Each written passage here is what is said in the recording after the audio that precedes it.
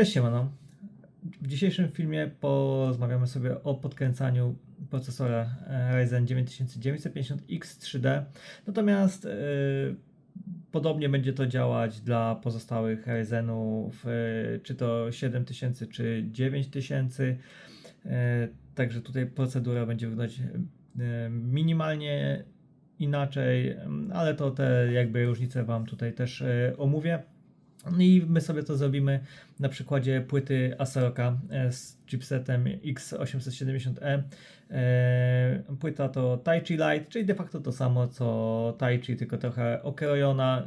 Jeśli chcecie dowiedzieć się o tej płycie głównej więcej, no to film z unboxingu i omówienia płyty jest też u mnie na kanale. Natomiast też jakby na płytach innych producentów, w BIOSach innych producentów ta procedura będzie wyglądać niemal identycznie, bardzo podobnie. Jakieś tam, jeśli chodzi o różnice, to niuanse będą nieduże. Może to niektóre funkcje mogą się nazywać troszkę inaczej lub po prostu być w innym miejscu, no ale sama procedura będzie wyglądać identycznie. Zacznijmy sobie od ustawienia taktowania pamięci, jeśli ktoś sobie tego nie zrobił, no bo zakładam, że większość osób kupi sobie pamięci z jakimś profilem XMP lub AMD Expo i żeby sobie przestawić na to żeby te pamięci nie działały nam z jakimś tam fabrycznym taktowaniem, nie wiem, 4000 MHz czy 4800 MHz, czy jakimś tam innym taktowaniu, tylko z takim, za jakie zapłaciliśmy, czyli zakładam, że prawdopodobnie każdy będzie brał 6000 wzwyż.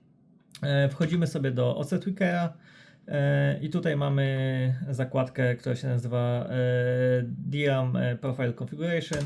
Wchodzimy sobie w nią i zaraz na samej górze mamy profile pamięci i wybieramy sobie, który profil nam odpowiada. W zależności od tego, jakie mamy kości, no to będziemy tutaj mieć wypisane te profile. Niektóre mogą mieć oczywiście jeszcze, na przykład jeśli będziemy mieli kości, które są taktowane maksymalnie 6400 MHz, to one mogą mieć na przykład tutaj jeszcze dodatkowy profil, jakby będą miały profil 6000 oraz na przykład 6400.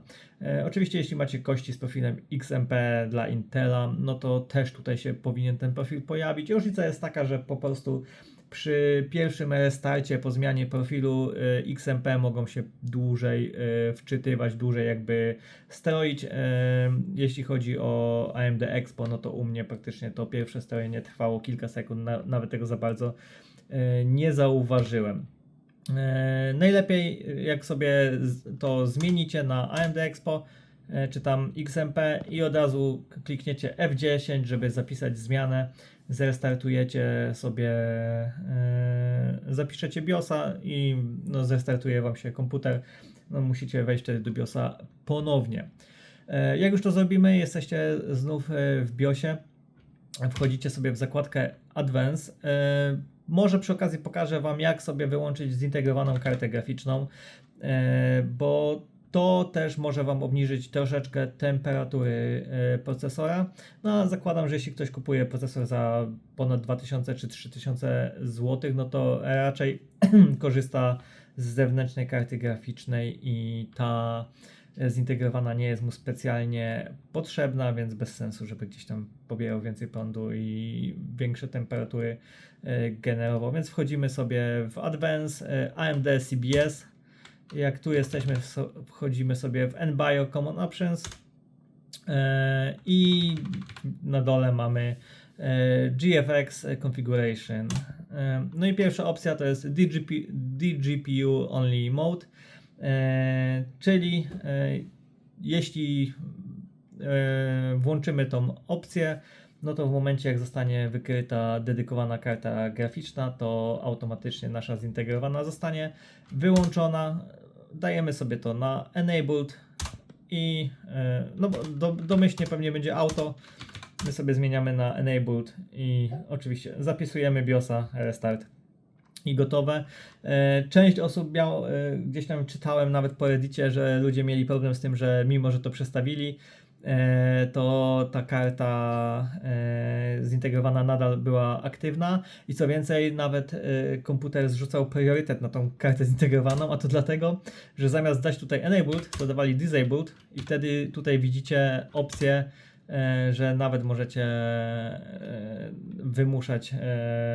wymuszać korzystanie z tej karty zintegrowanej. Dlatego jeśli ktoś sobie nie doczytał i dał tutaj na Disabled, no to zadziałało to dosłownie odwrotnie. Także my zmieniamy na Enabled i w tym momencie karta zintegrowana powinna być wyłączona. Jak sobie to załatwiliśmy, wracamy sobie do głównej zakładki Advanced. No i teraz już przechodzimy typowo do undervoltingu i podkręcania procesora, czyli wchodzimy sobie do AMD Overclocking.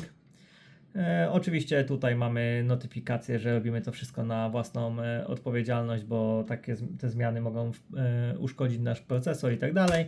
Akceptujemy sobie to. No i tutaj mamy zakładkę Manual Overclocking, czyli to jest tak jak dawniej klasycznie podawaliśmy taktowanie, podajemy napięcie i tak dalej. Nie polecam, bo raz, że tutaj można sobie, jeśli potrzebujecie tego filmu, żeby sobie podkręcić procesor, no to raczej nie polecam, no bo tutaj już można sobie coś przekombinować, to raz, a dwa, że no tutaj trzeba dużo więcej cierpliwości i czasu, żeby to zrobić. Zamiast tego my wchodzimy sobie w Precision Boost Overdrive. No i tutaj zaczynamy od tego, że Precision Boost Overdrive pewnie domyślnie będzie na auto, więc zmieniamy sobie na Advanced.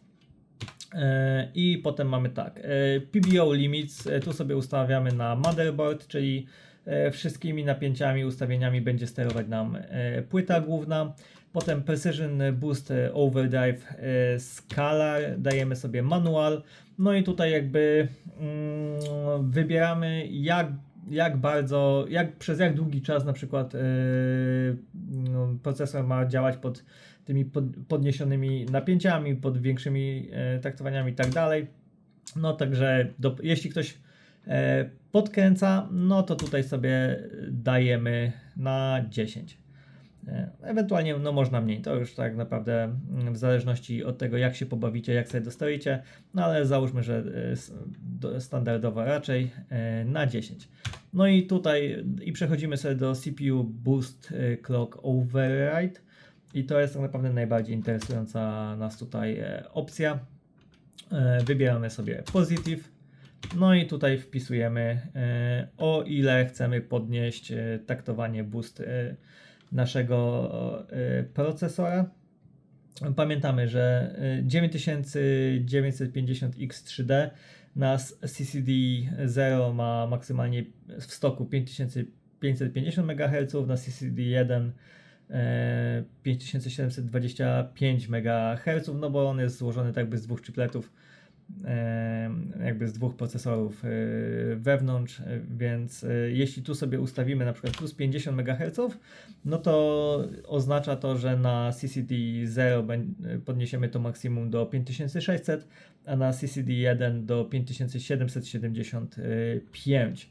No i maksymalnie tutaj możemy dać 200 MHz, jest to jakby ograniczone. Jeśli ja sobie teraz, jak widzicie, wpisałem 250, zatwierdzę to i tak zejdzie mi do 200, czyli do maksimum. Czy polecam od razu dawać 200? Myślę, że możecie, tak naprawdę tutaj cały czas będą nad tym czuwać algorytmy i nic się nie powinno wydarzyć. Co najwyżej, jeśli traficie bardzo kiepską sztukę, to może się okazać, że wasz procesor jest niestabilny. Natomiast jest to właśnie w Precision Boost Overdrive jest to tak przeliczone, że te 200 MHz, które oni tutaj maksymalnie podają, raczej większość procesorów powinna być w stanie obsłużyć.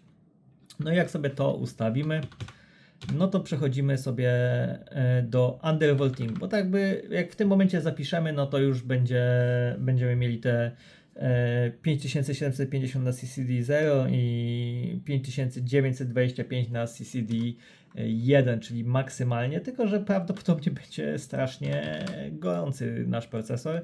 I po to przechodzimy sobie w Curve Optimizer.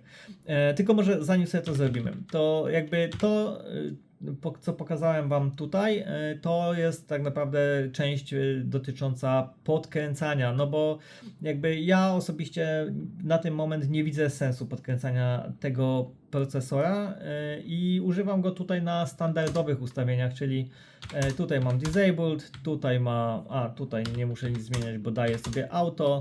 I tutaj też mam na auto i to mnie jakby za bardzo nie interesuje tak naprawdę. Tylko mnie interesuje w tym momencie Curve Optimizer. I teraz sobie przechodzimy do undervoltingu. I po co robimy undervolting? No głównie po to, żeby po prostu procesor miał niższe temperatury przy danym taktowaniu. No i tutaj jak sobie wejdziemy w Curve Optimizer, no to widzimy w jaki sposób chcemy sobie te offsety ustawić. Możemy sobie ustawić po prostu jeden na wszystkie rdzenie. Możemy sobie to ustawiać per core, czyli dla każdego rdzenia możemy sobie ustawić ten offset napięcia indywidualnie. Albo tak jak ja mam, czyli per CCD. Jaka jest różnica tutaj między procesorami? No bo jakby 9950 i 9000 X3D i 9900 to procesory chipletowe, czyli mają dwa CCD, ten z V-Cache'em i ten bez V-Cache'u. Natomiast jeśli macie na przykład 9800 X3D, no to będziecie mieć tutaj po prostu jedno CCD zamiast dwóch. Taka jest naprawdę różnica, więc wtedy możecie po prostu korzystać z tej opcji All Cores. No jak już mamy per CCD, no to wybieramy sobie, czy chcemy podnieść napięcie, czy obniżyć. Oczywiście my chcemy obniżyć, więc wybieramy sobie negative.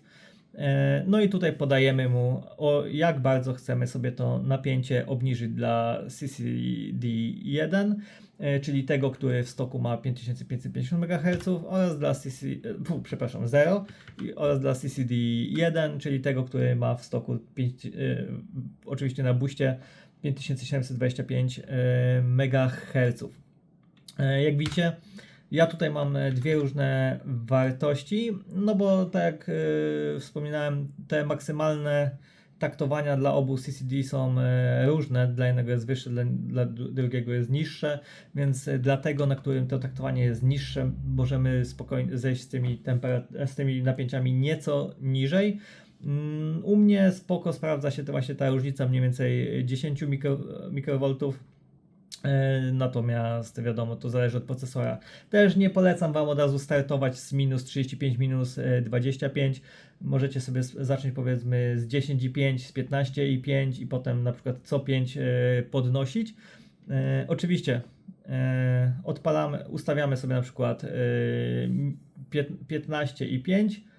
Zapisujemy restart, odpalamy kompa, wtedy robimy stress test. Jeśli jest OK, no to wtedy wracamy do BIOSu i możemy sobie obniżyć te napięcia, tak? Z tego co gdzieś tam czytałem, to teoretycznie minus 40 na minus 30 powinno jeszcze być OK. Natomiast jeszcze gdzieś tam na tego poziomu nie testowałem. Na razie testowałem na minus 35, minus 25. No i temperatury spadły dość znacznie, no bo jakby w trakcie stress testu u mnie procesor nie przekracza 75 stopni, takie stabilne 73-74 stopnie i to przy domyślnej krzywej wentylatorów, więc gdzieś tam wiatraki, które mam na I/O od procesora, kręcą się maksymalnie na jakieś 75% obrotów w trakcie stress testu, więc myślę, że z tą temperaturą dałoby się jeszcze nieco zejść. No natomiast wtedy wiadomo, będziemy mieć też głośniej, a nie po to robimy undervolting, żeby mieć głośniej, tylko żeby było chłodniej, a co za tym idzie, ciszej. Mamy tu jeszcze opcję Curve Shaper. No i tutaj możemy sobie troszeczkę, to już jest tak jakby opcja dla ambitnych i wytrwałych. Mniej więcej działa to w podobny sposób, tylko jakby tutaj sobie to rozbijamy na przedziały, na niskie taktowanie i potem mamy wysokie, średnie i wysokie niskie, średnie i wysokie temperatury. Dla każdego z tych przedziałów możemy sobie tak samo ten offset ustawić indywidualnie. To już jest takie naprawdę dla ludzi, którzy są zacięci i chcą się bawić, bo na auto po prostu algorytmy, które tam są zaszyte, będą sobie to dostosowywać. I jakby to stakuje się z tym, co mamy w Curve Optimizerze, czyli jeśli na przykład tutaj ustawimy minus 35, minus 30, minus 25, a tutaj sobie gdzieś tam dodamy jeszcze minus 5, no to łącznie robi nam się minus 40 i minus 30, nie? Także to musicie mieć na uwadze, więc jeśli chcecie tutaj coś jeszcze dokładać, no to jakby pamiętajcie, że to Wam się zlicza łącznie z tym, co mamy w Curve Optimizerze. Teoretycznie możecie dostawić to tylko tutaj, możecie to połączyć, na przykład ustawić, że przy wysokich taktowaniach, przy wysokiej temperaturze jeszcze o te 5 mikrowoltów schodzicie. Ja tego nie ustawiałem i bez tego jest wszystko w porządku. Także to już tak naprawdę musicie sobie potestować. Tak jak mówię, podkręcanie czy procesora, czy karty graficznej to jest już kwestia tak naprawdę czasu i cierpliwości, bo zmieniamy ustawienie, restart, stress test. Jeśli jest ok, idziemy dalej, restart, stress test i tak dalej. Jeśli poszliśmy za daleko i wyrzuca nam już jakieś błędy, widzimy, że jakieś artefakty się na ekranie pojawiają, czy po prostu w stres teście wyrzuca nam błędy, no to wtedy restart, cofamy się o jeden krok, zmniejszamy te offsety i powtarzamy akcję. No i jak już sobie wszystko dostroiliśmy, no to oczywiście F10 zapisujemy sobie ustawienia. Dobrze, witam ponownie. Komputer zestartowany, ustawienia zapisane. Czas sobie zrobić stres testa, zobaczyć, czy wszystko jest jak najbardziej w porządku. Wróciła też kamera, bo już nagrywam standardowo z OBS-a czy tam z Xsplita, a nie z kamerki, bo już nie pokazujemy BIOSa, tylko naszego Windowsa, więc tutaj już jest prościej. Jak widzicie, ja sobie odpaliłem OCCT. Oprócz tego możecie się wyposażyć w HW Info do monitorowania temperatury, napięć i taktowania i do tego każdy jakiś inny benchmark, ale myślę, że OCCT jest spoko, bo raz, że mamy tutaj wszystko co w HW Info, czyli wszystkie statystyki naszego systemu, mamy różne scenariusze stres testu, mamy też benchmarki, jakieś monitoringi, infosetting, wszystko w czasie rzeczywistym, więc myślę, że skorzystanie z OCCT spokojnie Wam wystarczy. Jak widzicie, jak już sobie zainstalujecie, odpalacie, wchodzimy sobie w Stability Test, klikamy Start, a może jeszcze, poczekajcie, wyjdziemy sobie z tego, pokażę Wam, co tam za opcje sobie poustawiałem, więc go back. No i tak, tutaj macie jakby tryb testu normal, extreme, no to zależy jak bardzo będzie Wam katował ten procesor. Myślę, że przy podkręcaniu, czy przy jakimś tam undervoltingu to raczej chcemy, żeby jak najbardziej, żeby lepiej, żeby nam się coś wykrzaczyło w trakcie stres testu niż w trakcie grania, czy jakiejś pracy, prawda? Tutaj sobie load type wybieramy, czyli czy w trakcie testu ten tryb obciążenia ma się zmieniać, czy ma być stabilny. Ja oczywiście chcę tutaj lecieć pełną bombą. Standard cycle, w sumie to nawet nie wiem co to daje, musiałbym doczytać. No i tutaj mamy tak jakby instruction set, auto, no to one będą nam się zmieniać. Możemy sobie wybrać SS set, to będzie dość mocno obciążające, no albo te AVX-y, które też bardzo mocno obciążają procesor. Ja sobie to zostawię na auto, żeby sobie sam wybrał. No i daję sobie fixed, żeby leciał mi po wszystkich rdzeniach. No i teraz już dajemy sobie start. No musimy odczekać, bo jeśli mamy darmową wersję, to niestety trzeba sobie 10 sekund odczekać. Oczywiście możemy sobie zapłacić i wtedy już nie będzie trzeba. No i jak widzicie, stres test się już rozpoczął. Widzimy, że procesor zaczął wciągać prawie 200 W. od razu na starcie. Też zależy, w który tam typ instrukcji sobie wybierzecie. No tutaj akurat jest AVX 2, natomiast też przy tych innych scenariuszach może to wyglądać inaczej. Na SSE chyba tak jakby najbardziej obciążenie było z mojej perspektywy widoczne w tym stres teście. Natomiast mówię, myślę, że każdy warto sobie odpalić. Jak widzicie, od razu widzimy tutaj temperaturę, widzimy napięcia i tak dalej. Tu możemy sobie monitorować aktualne napięcie, najwyższe, średnie, minimalne, z podziałem na każde CCD, z podziałem na każdy rdzeń. Oprócz tego te same statystyki, jeśli chodzi o taktowanie, no i oczywiście też jakieś użycie procesora w danym momencie, czy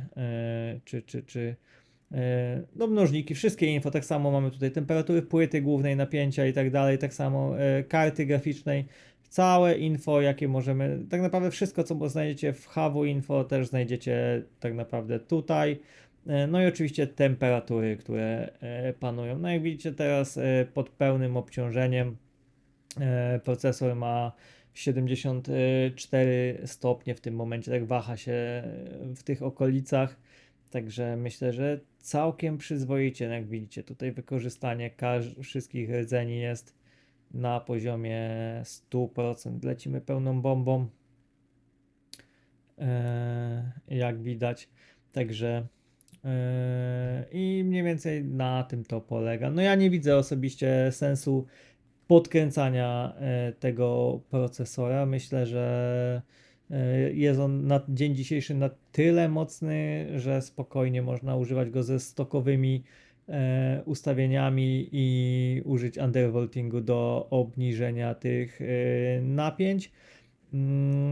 No co więcej, tak naprawdę wiadomo, że jeśli podniesiemy mu taktowanie, no to będzie cieplej, będzie głośniej, a tak naprawdę po co? No ja osobiście nie mam nawet karty graficznej, która jest w stanie na dzień dzisiejszy wykorzystać ten procesor w pełni, no bo mam Radeona 9070 XT, także gdzieś tam i tak ten zapas w procesorze jest. No natomiast jeśli robicie na kompie coś takiego, co sprawia, że potrzebujecie dodatkowej mocy, no to jak najbardziej możecie sobie to taktowanie jeszcze dodatkowo podnieść, no i zyskać te kilka procent dodatkowej wydajności. No, natomiast musicie się liczyć z tym, że temperatury pójdą w górę, co za tym idzie, będzie też głośniej. No a tak naprawdę na dzisiaj to wszystko. Mam nadzieję, że film się podobał. Oczywiście, jeśli Wam pomogłem, no to łapy w górę. No i oczywiście zostawcie subskrypcję, żeby ten kanał się po prostu rozwijał, no bo jak zawsze początki są ciężkie, każdy subskrybent na wagę złota. No a dzisiaj to wszystko i trzymajcie się, do usłyszenia, hej!